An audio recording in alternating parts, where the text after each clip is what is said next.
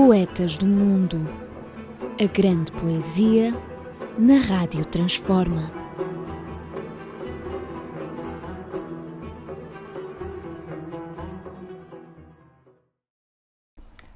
Bem-vindos ao nosso programa Poetas do Mundo na Rádio Transforma e Revista em Comunidade.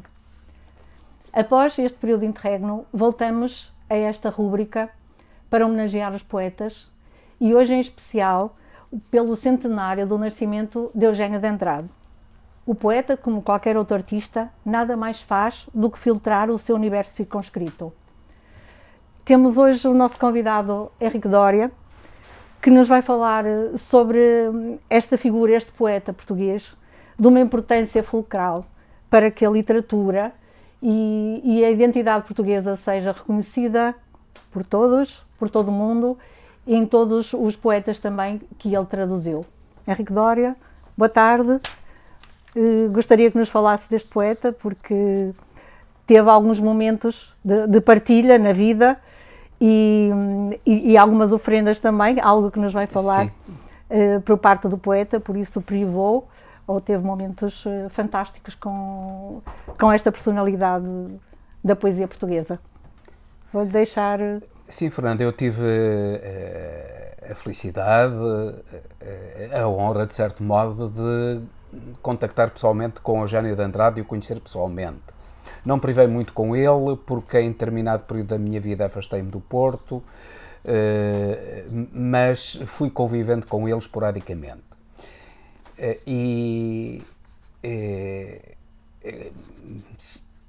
Fui amigo de pessoas que eram muito íntimas dele, nomeadamente o grande poeta também, infelizmente já falecido, o Manuel António Pina.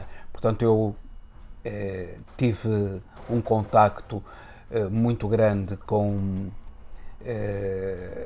gente ligada ao Eugênio de Andrade, um pouco ao Eugênio de Andrade e, sobretudo, um contacto muito profundo, desde muito cedo, com a poesia do Eugênio de Andrade. A poesia do Eugênio de Andrade foi a poesia, de certo modo, eu não digo da minha infância, quase da minha infância, da minha juventude, dos meus 14, 15 anos, foi a poesia que eu lia e que eu aprendi a admirar e que muito influenciou aquilo que eu escrevo ainda hoje. Talvez também porque Eugênio de Andrade fez um poema aos 16 anos, estava perto desse período de uma puberdade e que achou algumas semelhanças com esse sentimento de uma pré-juventude que acha... Ele foi um poeta muito precoce. Ele nasceu em Póvoa da Atalaia, no Fundão, mas cedo, aos 10 anos, foi para Lisboa. E em Lisboa teve conhecimento da existência do poeta António Boto. O António Boto era o poeta, digamos, da moda ao tempo. Ele era amigo do Fernando Pessoa, inclusivamente, e enquanto que o Fernando Pessoa era conhecido de um círculo muito restrito, o António Boto não, era um poeta da moda muito conhecido por toda a gente. Ele enviou um poema ao António Boto. E o António Boto ficou encantado com o poema que o Eugênio lhe enviou. E foi a partir daí que a poesia de Eugênio de Andrade se foi desenvolvendo com uma certa influência de António Boto. António Boto era um poeta que, não sendo um poeta muito importante, embora ele tivesse fama naquela altura, nos anos 20, 30 em Portugal, fosse um poeta bastante famoso, no entanto, não era um grande poeta propriamente. Mas era um poeta que tinha uma coisa em comum com o Eugênio de Andrade, ou várias coisas em comum com o Eugênio de Andrade. Uma delas era um poeta solar, outra delas era um poeta muito musical. A poesia do António Boto é muito musical. Finalmente, e algo de muito pessoal também, era um homossexual como era Eugénio de Andrade. Portanto, houve ali uma proximidade, depois um afastamento, por várias razões, não interessa, mas houve depois um afastamento. O Eugénio cresceu muito, depois considerou que realmente ele compreendeu, ao longo dos anos compreendeu que o António Boto não tinha uma cultura poética profunda, enquanto que o Eugénio aprofundou extremamente a cultura poética e foi influenciado por grandes poetas e trouxe para Portugal movimentos extremamente importantes, deu a conhecer a poesia do Cavafy, deu a conhecer a poesia surrealista em Portugal. Foi muito influenciado por movimentos muito importantes da época, que ainda eram relativamente novos, enquanto que o António Boto não. O António Boto era muito ligado ainda à poesia tradicional, digamos assim, quase neo-garretiana em Portugal. Referiu realmente essa multiplicidade de influências e eu pessoalmente fiquei sensibilizada com esta orientação ou com esta busca da poesia japonesa, dos haikus. E esta procura do elemental, esta procura das essências, fascina-me.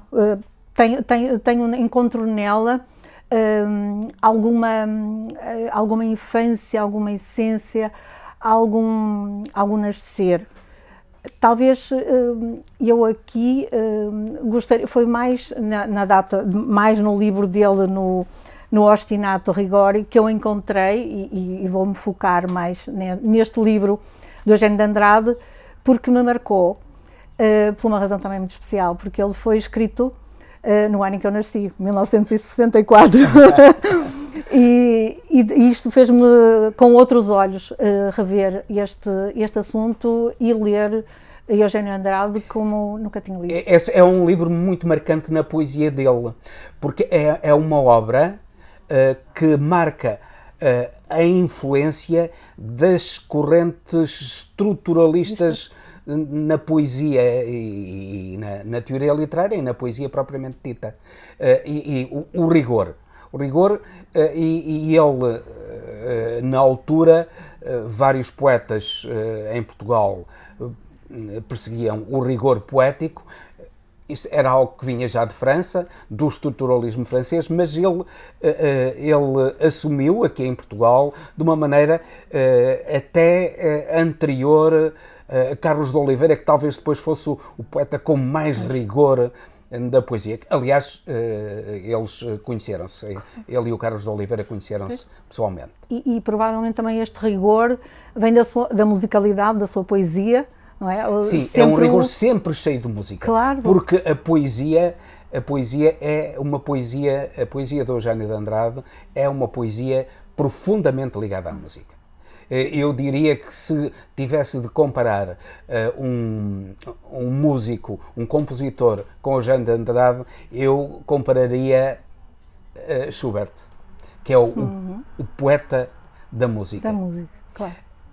Agora, o Ostinato Rigore foi realmente um momento de mudança na poesia do Eugénio de Andrade, sem dúvida nenhuma. Mas há pouco falaste nos elementos, na poesia elementar, e toda a poesia do Eugénio de Andrade está fundada nesses 4 elementos. Segundo a filosofia antiga, a água, o ar, a terra e o fogo, os 4 elementos, são a essência da poesia do Eugénio de Andrade. Ele nasceu na terra, nasceu no campo, andou descalço, teve uma vida profundamente ligada à terra nos primeiros anos da vida dele, e isso está presente constantemente na poesia dele. Aliás, ele faz uma referência, tem uma obra, Rosto Precário, tenho aqui um conjunto de livros que foi ele próprio que teve a amabilidade de me oferecer. são estes e estes que tenho aqui. E nesta obra, Rosto Precário, que é uma obra autobiográfica, em que ele reúne textos dele e entrevistas, ele faz aqui, digamos assim, a essência, ele vai à essência da sua poesia. Ele escreveu: o futuro do homem é o homem. Estamos de acordo, mas o homem do nosso futuro não nos interessa desfigurado. Este animal triste que nos habita há milhares de anos, cujas possibilidades estamos longe de conhecer, é o fruto de uma desfiguração. A ação de uma cultura mais interessada em ocultar ao homem o seu rosto do que em trazê-lo, belo e tenebroso, à luz limpa do dia. É contra a ausência do homem no homem que a palavra do poeta se insurge. É contra esta amputação do corpo vivo da vida que o poeta se rebela. E se ousa cantar no suplício, é porque não quer morrer sem olhar os seus próprios olhos e reconhecer-se e detestar-se ou amar-se, se for caso disso, no que não creio. De Homero a São João da Cruz, de Virgílio a Alexander Bloch, de Lipó a William Blake, de Basho a Cavafy, a ambição maior do fazer poético foi sempre a mesma. Ecce homo. Isto é, eis o homem, parece dizer cada poema. Que bonito, claro. No fundo, isto diz tudo aquilo que É o a retrato, poesia do Eugênio claro, de todo o Eugênio de retrato Andrade. literário, das suas influências, o seu caminho, das suas preferências, das suas mágoas também. Das suas mágoas, claro. porque ele viveu um tempo em que a homossexualidade era tratada como crime. O Código Penal tratava a homossexualidade como crime. Ele era homossexual. E para além da homossexualidade constituir crime no Código Penal, ele era humilhado muitas vezes pelos seus colegas de trabalho. Ele viveu em Lisboa, depois veio para Coimbra por volta dos anos de 1940, agora não creio que 42, veio para Coimbra, esteve uns anos em Coimbra, poucos anos, conviveu com o Miguel Torga, particularmente. Ele gostava muito do Miguel Torga e o Miguel Torga gostava muito dele. Lembro-me de ele me confessar que um dia, junto ao Rio Mondego, o Miguel Torga encontraram-se junto ao Rio Mondego para conversar e o Miguel Torga trouxe-lhe uma flor, ofereceu-lhe uma flor. O Miguel Torga tinha um consultório perto, veio do consultório para se encontrar com o Eugênio e ofereceu-lhe uma flor ali junto ao Rio Mondego. Portanto, eles eram muito amigos, conheceu o Eduardo Lourenço, muita gente da cultura, da poesia e da cultura portuguesa. No fundo, o gesto e a ternura, não é? Que não seria comum, pelo menos no género masculino, não é? E esse pueril, entregar uma flor. Sim, é um gesto de delicadeza que normalmente é dado de um homem para uma mulher, ou às vezes de uma mulher para um homem, claro. Mas realmente é um gesto de delicadeza entre dois poetas. Sim, e que não é possível por palavras. Claro.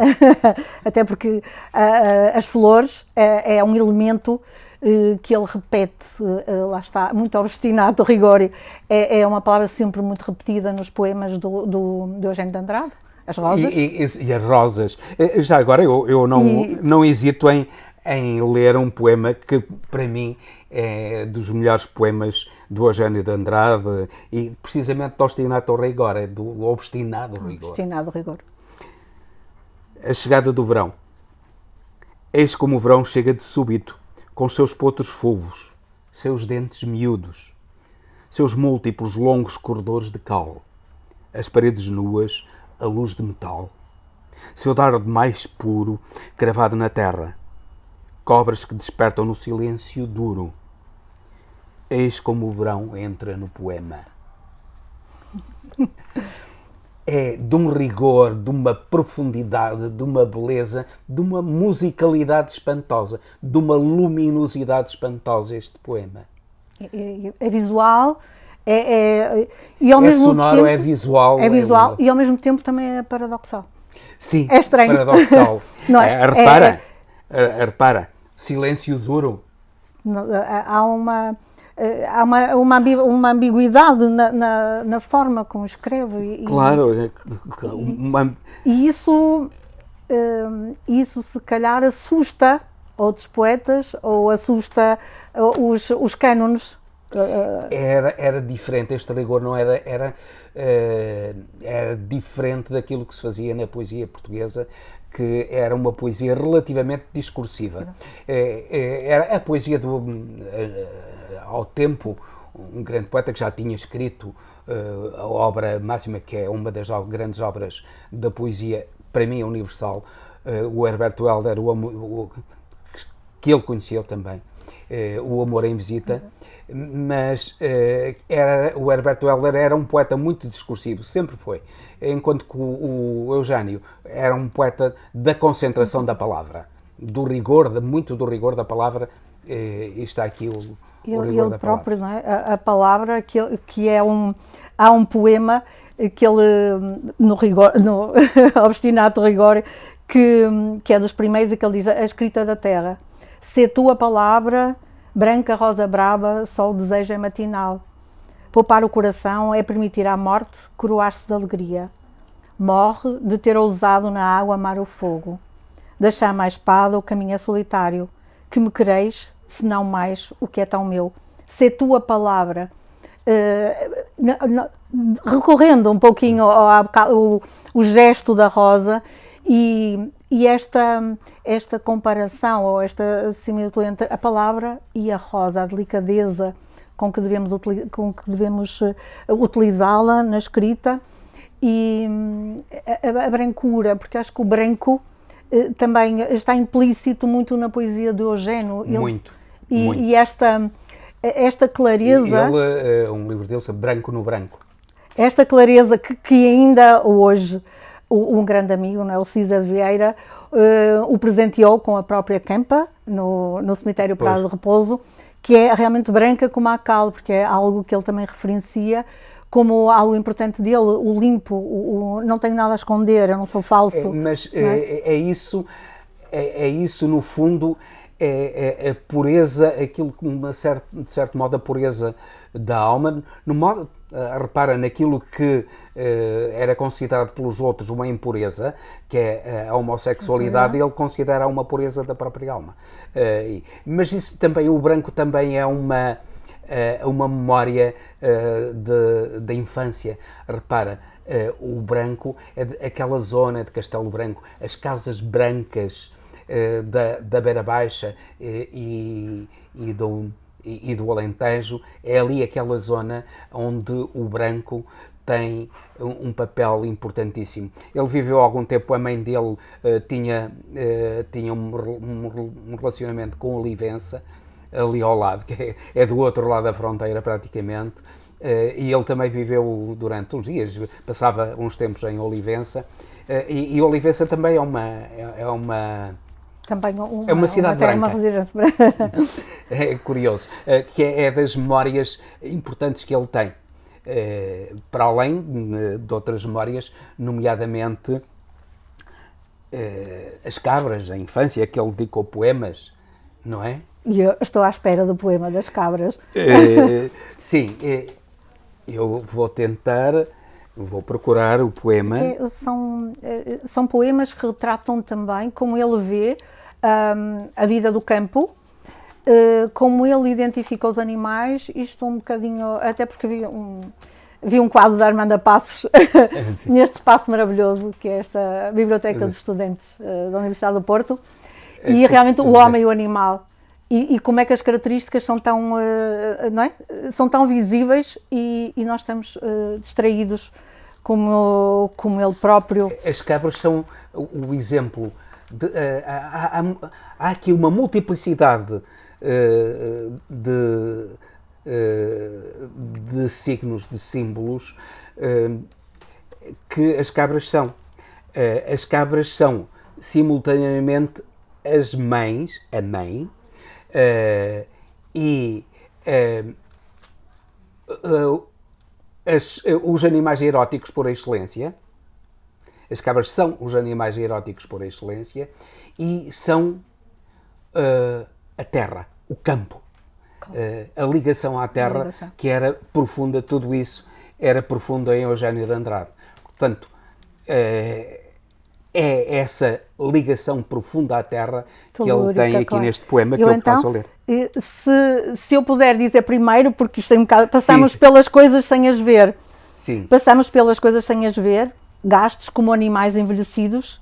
Se alguém chama por nós, não respondemos. Se alguém nos pede amor, não estremecemos. Como frutos de sombra sem sabor, vamos caindo ao chão apodrecidos. Boa noite, eu vou com as aves. Este passamos pelas coisas sem as ver, vai de encontro um pouquinho a esse foco que ele tem nas cabras e que nós vamos, através dessa visualização dele, ver as cabras com outros olhos, provavelmente, no futuro. Sim, as cabras. Elas passam rolas magras, as cabras, pelo gume das dunas. Os cornos são o seu diadema. Nos seus olhos o relâmpago sucede ao glacial tremor das estrelas. Movem-se lentas, irmãs dos cardos e da cal. Esta musicalidade... Os cardos da cal. Os cardos e a cal, esta aliteração, digamos assim, e estas vogais abertas. O A é uma vogal lindíssima, é, digamos, um dos tentáculos da beleza da língua portuguesa. E ele usa de uma maneira absolutamente invulgar.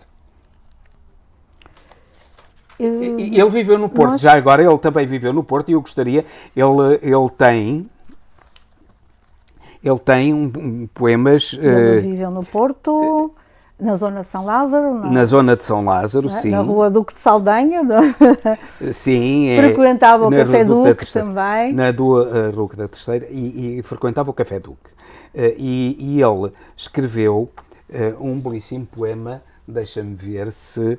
está aqui. Entretanto, ele viveu no Porto durante 40 anos. Pois, até à morte, viveu ali 40 anos, ali na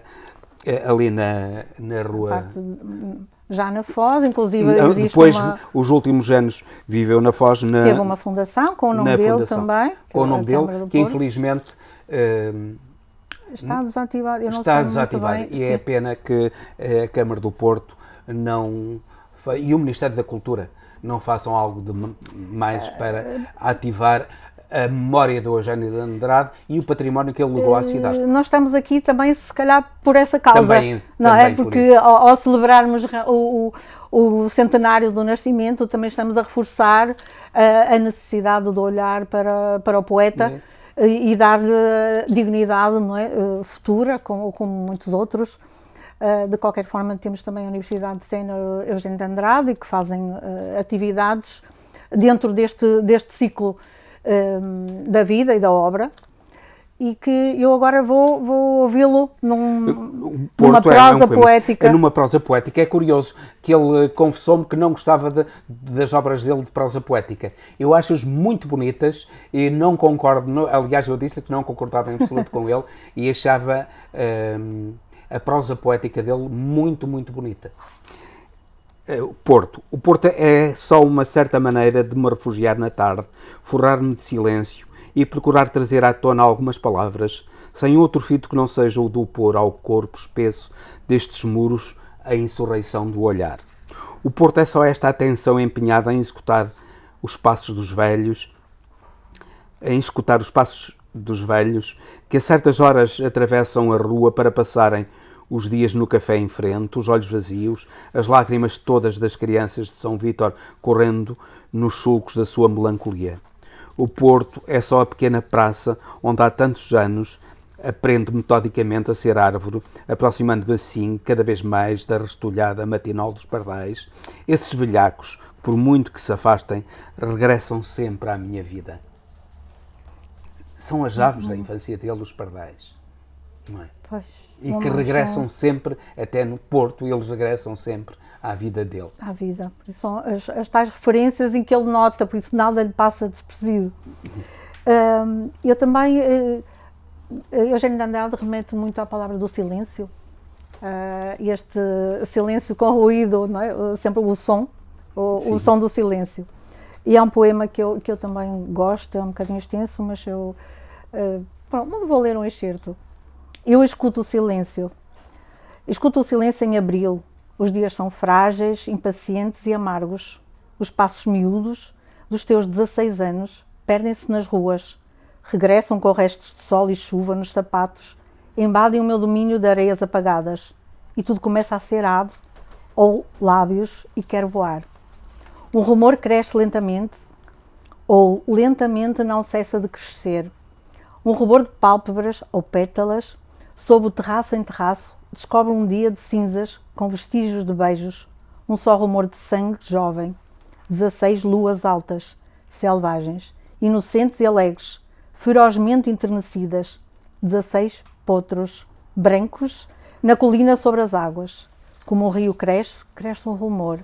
Quero eu dizer, assim um corpo cresce, assim as ameixeiras bravas no jardim, assim as mãos tão cheias de alegria, tão cheias de abandono. Um rumor de sementes de cabelos ou ervas acabadas de cortar. Um irreal amanhecer de galos cresce contigo, na minha noite de 4 muros, no limiar da minha boca, onde te demoras a dizer-me adeus, escreve o rumor. É só silêncio. Para falar do silêncio, ele disse, fez tanto barulho, foi buscar tanta, não é? Uma vida, uma temporalidade muito grande desde a sua juventude. E eu achei isto muito bonito. Sim, ele é a música, é a infância, a juventude, a mãe, aquele que sempre ligou a terra, aquele de que ele nunca se afastou. Por outro lado, para além, eu gostava de sublinhar também um aspecto que é menos conhecido do Eugénio, que é o facto de ele ser um excelente tradutor. Um excelente tradutor. Eu não resisto a ler uma tradução dele de um grande poema de um grande poeta, que foi Prémio Nobel da Literatura, Eugenio Montale, um poeta italiano. O poema intitula-se Vento na Meia-Lua, e eu leio esta tradução, não resisto a ler esta tradução porque às vezes parece-me que a tradução do Eugénio de Andrade eu prefiro a original. Ainda é mais bonita do que...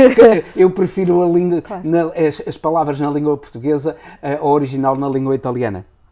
A grande ponte não levava a ti, ter-te alcançado, nem que navegasse pelas cloacas a uma ordem tua. Mas já as forças, com o sol nos vidros das varandas, iam declinando. O homem pegava no crescente e perguntou-me, sabes onde está Deus? Sabia e disse-lhe. Abanou a cabeça. Perdeu-se no turbilhão que arrasta homens e casas e ao alto os ergue na escuridão. Há uma tradução fabulosa do poema do Eugenio Montale. E traduziu também Safo. Não é que ele soubesse grego, não sabia, traduziu do francês,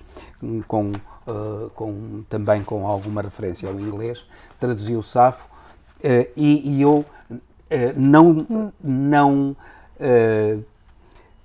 quero deixar de, para terminar este programa, ler esta tradução fabulosa de um fragmento de Safo. Quem é belo de ver e basta, mas quem é bom subitamente será belo. É de uma beleza enorme esta tradução também do Eugénio de Andrade, que para mim, repito, não se fica nada a dever ao original grego. Claro. Provavelmente o rigor que ele também aplica na sua poesia tem a ver com o rigor também da tradução dos poemas e que ele traduziu, não é? Porque no fundo ele traduziu imensos poetas, imensos livros, e o rigor é importante e é fundamental. Sim, era o rigor da poesia, o rigor na paixão à poesia, que é a marca essencial da obra de Eugénio de Andrade, que eu queria deixar aqui. O rigor de uma vida dedicada rigorosamente à poesia. Muito bem. Bem, eu deveria deixar ficar como referência algumas fontes, Wikipédia, a Inforpédia, o Escrita.org, que foram alguns tem muitas para consultar alguma biografia. Particularmente Oscar Lopes, João Gaspar Simões, Eduardo Lourenço, particularmente. E eu tenho aqui, não deixo de mostrar este livro que eu comprei no longínquo ano de 1968. Já sou velhinho. Era eu menino e moço quando comprei este livro, que é uma obra notável de beleza na capa e na contracapa, que posso mostrar aos nossos espectadores. Com o reflexo. Com uma beleza e uma poesia que são a marca d'água de Eugénia de Andrade. Penso que estamos a chegar ao fim desta nossa edição, deste retorno aos nossos poetas do mundo. O importante terá ter conseguido captar a atenção para a leitura, não é, deste grande poeta e dedicar também o programa a esta homenagem do centenário do seu nascimento. Agradecer ao Henrique Doria por nos dar esta panóplia de conhecimentos e desta paixão também pelo poeta Eugénio de Andrade, e despeço-me até uma próxima edição com um abraço poema da Fernanda de Queiroz, Henrique Doria, na nossa Rádio Transforma, Revista em Comunidade, e até uma próxima. Obrigada. Poetas do Mundo, a grande poesia na Rádio Transforma.